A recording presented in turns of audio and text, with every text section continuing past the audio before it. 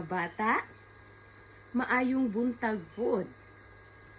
Ug karon sa dili pa magsugod ang atong klase, akong gihawag ang tanan sa pagpamarog alang sa atong pag-ampo. Sa dili pa maglingkod ang tanan, palihog ko og tan-aw sa inyong mga bangko sa isig ka kilid ninyo ug naabay sagbot. If naay sagbot, palihog ko og punit unya ilabay sa saktong labayanan. Ug daghang salamat ug karon akong gihawag ang tanan nga manglingkod. Ug karon adto kita sa pag-check sa atong attendance. So, kusa may absent karon be? Maayo, kay ang tanan naa sa klase.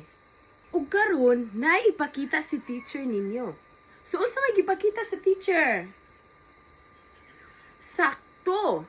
5 ka mansanas. Unsa ra ganito? Sakto. Kini ang mga mansanas. Pila man ka mansanas ang inyong nakita? Sakto. Kini 5 ka mansanas. Ug karon naipakita si teacher ninyo. Sakto. So kini ang minus sign o kuhaan o ang equal sign o ang resulta. Ang atong hisgutan karong adlaw mao ang pag-minus. Unsa ra ganito? Sakto, pag-minus. So unsa man ang pag-minus, class? Mao kini ang pagkuha og butang o prutas o something nga ipakita ni teacher ug unsa ang iyang buot pasabot. Pananglitan. Ang 5 kuhaan og 2, pila na may nabilin? Sakto. So ang 5 kuhaan og 2 is sakto. Maayo. 3 na lay nabilin. Lain pa nga pananglitan. Si Kim adunay 6 ka bayabas. Unya, si Paula nangayo og 3 ka bayabas. Unya, sa 6 na bayabas ni Kim, pila na may nahabilin? Sakto. Ang 6 na bayabas gikuhaan og 3 ka bayabas, ang mahabilin is 3. Sakto.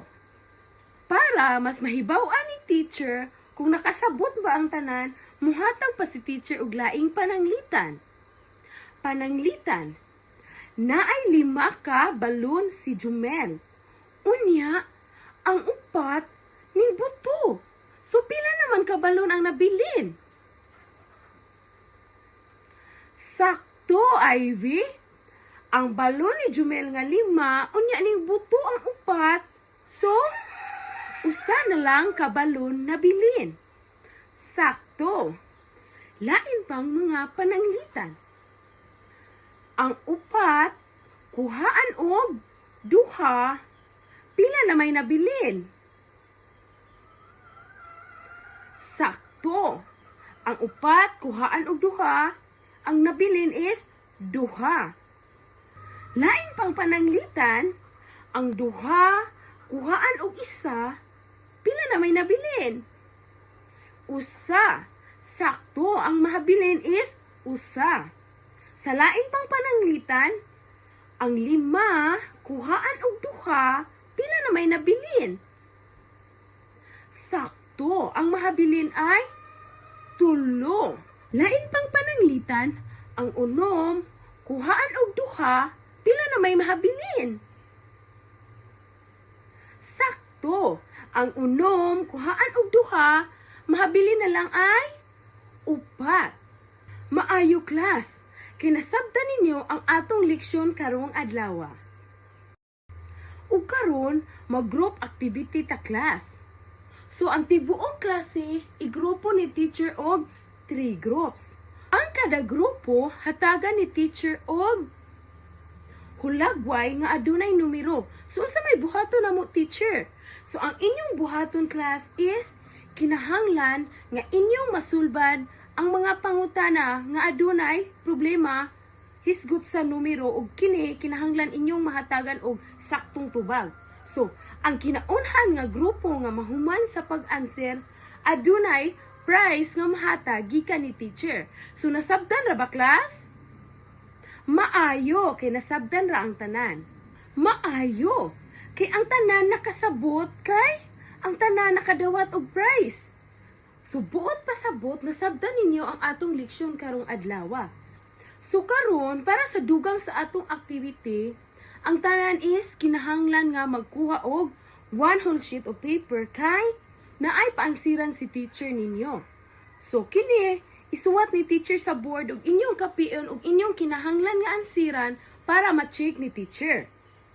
So mao kini ang mga pangutana.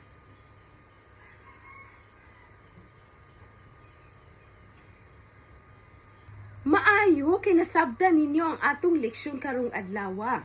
Kay ang tanan nakakuha og perfect score. O karon sa dili pa manguli, palihog kukuha sa inyohang assignment notebook. Unya, kapiya ang naa sa board.